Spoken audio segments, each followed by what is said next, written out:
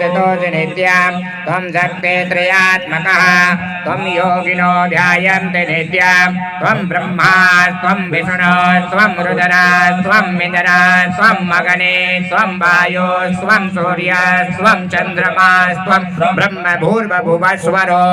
गणादीन् पूर्वमुच्चार्य वर्णादीं तदनन्तरम् अनुस्वारा परतरा अर्धेन्दुलसितां तारेण रुद्धम् एतत्तव मनुस्वरूपम् गकारः पूर्वरूपम् अकारो मध्यमरूपम् अनुस्वारश्चान्द्ररूपम् बिन्दुरुत्तररूपम् नानासंज्ञानाम् सहितासन्धिः सहिता गणेशविद्या कनकविधिः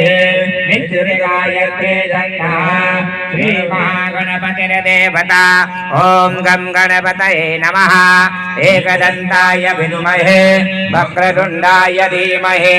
तन्नो दन्तिः प्रचोदयात् एकदन्तं चतुर्हस्तं